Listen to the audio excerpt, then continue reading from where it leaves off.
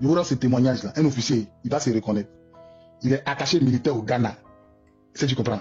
Les rebelles ont pris, c'est quelqu'un ont pris, ils n'ont pas pris côté Ghana là. Ils sont descendus à Abidjan. Et puis lui, un officier, c'est gâté si Gbagbo. Il est attaché militaire au Ghana. Il prend sa voiture, puis il arrive au palais présidentiel. On dit le président dort, rentre chez toi. Il dit non, lui, il est là, il ne bouge pas. Il a veillé nous au dehors. Il a veillé nous au dehors. Le lendemain, le président Laurent Gbagbo l'a reçu. Il s'est levé devant le président. Il s'est mis au garde à vous. Il dit, monsieur le président, donnez-moi mon poste de combat. Toi, Gbagbo le regarde. Tu veux poste de combat? Il dit, oui, monsieur le président, donnez-moi mon poste de combat. Je suis venu combattre auprès de vous. Vous êtes mon président, vous m'avez nommé. Je suis venu accomplir mon devoir de militaire. Gbagbo avait les larmes aux yeux. Il s'est rendu compte de ses faux choix. Les gens qui peuvent te défendre, pas les envois attachés militaires au Ghana, qui prennent Djoula comme chef de comme chose. Chef de corps, ils prennent patron d'infanterie d'Accord, le plus grand camp militaire du Côte d'Ivoire. Quand tu mets Djoula là-bas, à Palo Touré, tu le nommes. Ouais. Les rebelles qui quittent à Poitiers. Il a pris les armes et quitté à Poitiers. On dit flamme de paix. Gbagbo l'a pris comme bébé. Chose. Interrogué. Pas santé.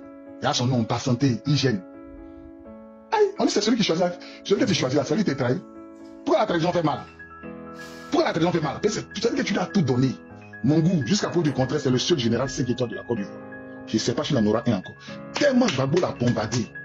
Moi, dormi chez Mangou. Moi, dormi chez Mangou 2 fois. Il est plus gardé que tout le monde. Moi, dormi chez Mangou 2 fois. Moi, dormi chez Mangou 2 fois, il n'arrivait même pas à manger. Ah, moi, dormi chez Mangou 2 fois. Chez Mangou, il y a un biche, il y a 2 cocotiers, il y a lampadaire chez Mangou. En ce moment, il était lieutenant qu'on était comme tel. Ah, il est dormi chez Mangou 2 fois dans la sauce là. Manger la sauce qu'on mange chez Mangou là. Sauce arrachée, sauce claire. Dans l'assiette là, il y a 4 dedans. C'est la viande de rognon, il y a 4 dedans. C'est ça nous donnait. Tu comprends? Et puis pire encore, on dormait chez Mangou, on ne se lavait pas là-bas. La maison était petite. On dormait dehors. Chez Mangou, il y avait 2 lits picots, on dormait dehors.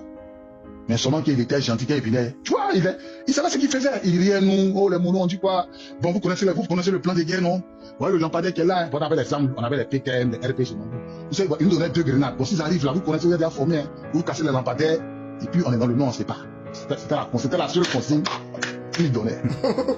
Mais quand ça a fait, boum, golf, détonato, golf, Kassaraté, golf. Kassaraté, c'était l'ami de Gbagbo. Kassaraté était au palais présidentiel en tant que... Kassaraté était commandant militaire du palais de la présidence. Moi, avec Taïri Kassaraté sont parentés. Père à son âme en classe. Taïri, quelqu'un juge des gardes, on l'accuse d'avoir volé le pistolet. Je lui ai dit, si tu vas pas, c'est pas toi qui as pris. Ça, c'est les rebelles là qui a pris, c'était beaucoup. À la garde républicaine, il faut voir ton nom. C'est comme ça on est parti. Quand on a pris Kassaraté là. Kassaraté avait, sur son épaule, il avait un brevet de guerre, c'est sa poitrine. J'ai hésité de le regarder, puis il m'a dit, là, tu veux quoi? Il dit non. En ce moment, il était colonel. Il dit mon colonel. Je veux savoir si c'est ton insigne et c'est ta poitrine. Marie Petit, ça, il y a eu ça à Saint-Cy, c'est mon brevet de guerre. Il m'a expliqué qu'ils sont pas. Donc lui, il a fait l'école de Saint-Cy. Toi aussi, autour de Gbagbo, c'était des crâneux, mais ils n'étaient pas courageux. Tu comprends, Gbagbo là, c'est des crâneux. Ah non, ils n'ont jamais été sur le terrain. Non, Gbagbo, ces officiers, ils sont là à l'école. Mais Ouattara, ces officiers là, ils sont courageux. C'est ça qu'on appelle l'officier. Non, mais justement. Tu vas connaître Zagaria. C'est ça qu'on appelle les vrais officiers. C'est-à-dire que... Non, Ouattara, il a raison. Parce que c'est ça qu'on appelle les vrais officiers. Mais là, tout récemment, Ouattara a nommé un gars, on dit le commandant Forêt, ou le filet de ça vous fait mal pourquoi? Il a son cœur dans sa poche, il a gros cœur. Oui, il combat avec le cœur. Avec amour pour son président. Ouattara a nommé un gars qui s'appelle Ali, qui s'appelle Epli, on l'appelle lieutenant Ferré. Il est sur TikTok là, Ferré Mori. Et puis ça fait mal au PPACI. Ils l'ont nommé quoi? Pourquoi ça fait mal? Lieutenant. Non. Il ne sait pas lire, il ne sait pas écrire, il a nommé le taillard. Attends. Moi aussi, toi, tu as crié où, non?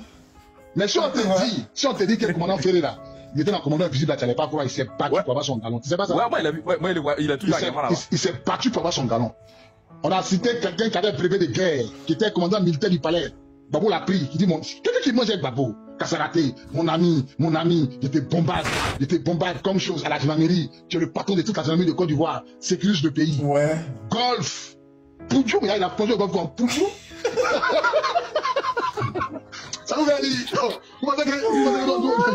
il a plongé dans les petits poissons, il a comme Poudjou. Avant de plonger, avant de plonger, regardez son discours. Il dit que la gendarmerie de Côte d'Ivoire ne doit pas se mêler de la guerre. Ton ami Gbagbo, ton ami mon frère, ton ami, c'est-à-dire que les gens n'ont pas le sens de l'amitié parce qu'ils t'ont donné 100 millions et quand tu prends les 100 millions, on te bombarde encore 300 millions. Voilà comment les gens les ont corrompus. Lieutenant-colonel Sako Brice, toujours ce nom-là, il répète. Lieutenant-colonel Sako Brice. Celui qui avait la sécurité d'Abidjan, la carte d'Abidjan, qui a étudié, qui est expert en sécurité, à qui Gbagbo a remis la maquette d'Abidjan, le plan. Il n'a qu'à demander tous les éléments qu'il veut. Petit, tiens. Poudjoum, golf. Poudjoum.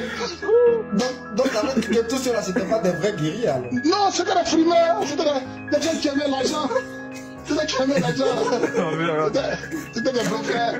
Tu vois. On en parle. Non, attendez. Pourquoi on parle des généraux de Roublé? C'est le seul général en Côte d'Ivoire. C'est le seul. C'est pas le seul. Il y en a plein. Fagba Fochino, lui n'est pas le golf. Poudjoum, c'est caché dans la canton de Gbagbo.